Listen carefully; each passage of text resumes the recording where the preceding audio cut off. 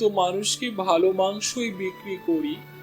এই হাটে যদি সবাই পচা মাংস খেতে চায় তাহলে আমার ব্যবসা হবে কিভাবে?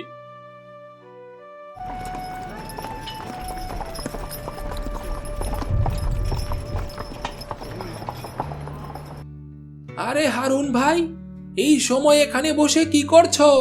সন্ধ্যা হয়ে গেল তো। আর বলো না ভাই, ঘরে স্ত্রীর সাথে ঝগড়া করে আমি সেই বাড়ি ছেড়ে চলে এসেছি। বলো কি গো, এখন তুমি যাবে কোথায়? যাবার তো কোনো জায়গা নাই ভাই, দেখি রাতটা এই জঙ্গলেই কাটিয়ে দিতে পারি কিনা। না না, এটা কেমন কথা? আমার বাড়ি থাকতে তুমি জঙ্গলে রাত কাটাবে কেন? আসো, তুমি এসে গরুর গাড়িটিতে বসে পড়ো। মুখ দেখে তো মনে হচ্ছে সকাল থেকে নাওয়া খাওয়া হয়নি। চলো, আমার সাথে চলো।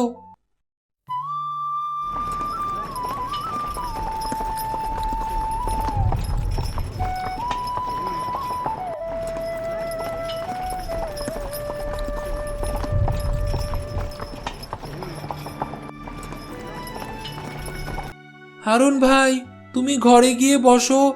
আমি এই গরুগুলোকে আর গাড়িটাকে যথাস্থানে রেখে আসছি। হারুন ভাই, এখন বলো দেখি, তুমি হঠাৎ বউয়ের সাথে ঝগড়া করে বাড়ি ছেড়ে চলে আসলে কেন? কি আর বলবো ভাই, আমার রোজগার তেমন একটা হয় না, স্ত্রীর কোনো ইচ্ছেই আমি পূরণ করতে পারি না, তাই এই অশান্তি। কেন গো হারুন ভাই, তুমি তো অনেক সৎ ব্যবসায়ী, তোমার এরকম হাল হলো কিভাবে? আমি সৎ হলে কি হবে, ওই নাজিম আমাদের বাজারটাকে পচা মাংসের বাজার বানিয়ে দিয়েছে। মানুষকে কম দামে পচা মাংস খাইয়ে খাইয়ে অভ্যস্ত করে তুলেছে। আচ্ছা, বুঝতে পেরেছি। এর জন্যই গ্রামের মানুষেরা বেশি দাম দিয়ে ভালো জিনিস তোমার কাছ থেকে খেতে চায় না, এটাই তো? একদম ঠিক বলেছ।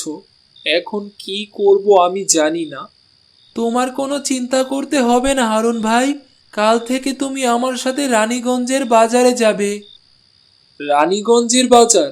সেখানে কি আমি ব্যবসা করতে পারবো?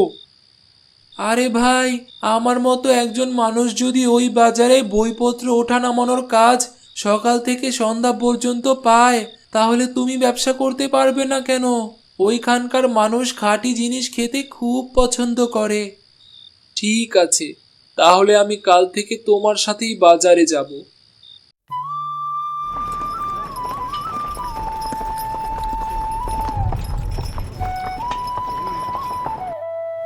আজ কেমন ব্যবসা হলো হারুন ভাই? দারুণ হয়েছে গো ভাই, তুমি যদি না থাকতে তাহলে আমি বাজারের সন্ধান কোনো দিনও পেতাম না। এখানকার মানুষ অনেক ভালো। হ্যাঁ, তোমাকে বললাম না, তুমি যদি তাদেরকে নির্ভেজাল জিনিস খাওয়াতে পারো তাহলেই ওরা তোমাকে মাথায় করে রাখবে। হ্যাঁ গো ভাই, এখানকার মানুষ ওইখানকার পচা মাংসের বাজারের মতো না। এরা ভালো জিনিস আর পচা জিনিসের পার্থক্য বোঝে। ঠিক আছে, এখন গরুর গাড়িতে উঠে বসো। আমারও আজকের কাজ শেষ হয়ে গেছে। চলো, এবার বাড়ি ফিরতে হবে।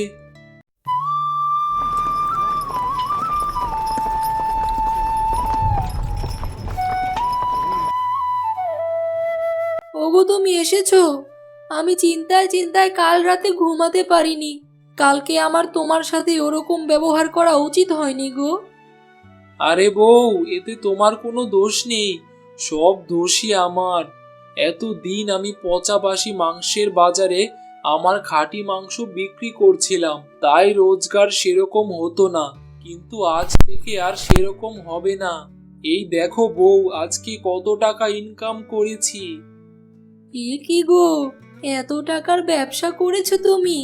আমার তো একদমই বিশ্বাস হচ্ছে না। বিশ্বাস না করার কিছুই নাই বউ। এখন চলো, অনেক খিদে লেগেছে, কিছু খেতে দাও। এখন থেকে আমি তোমার সব ইচ্ছা পূরণ করব।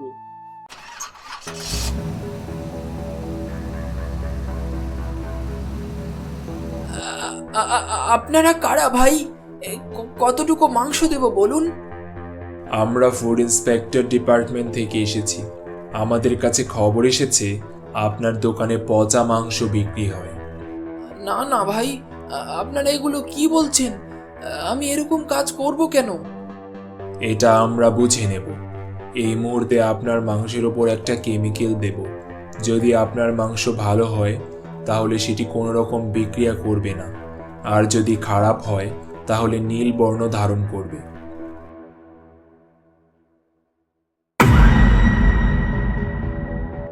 আপনি তো বলছিলেন আপনি পচা মাংস বিক্রি করেন না। এখানে প্রমাণ তো অন্য কিছু বলছে।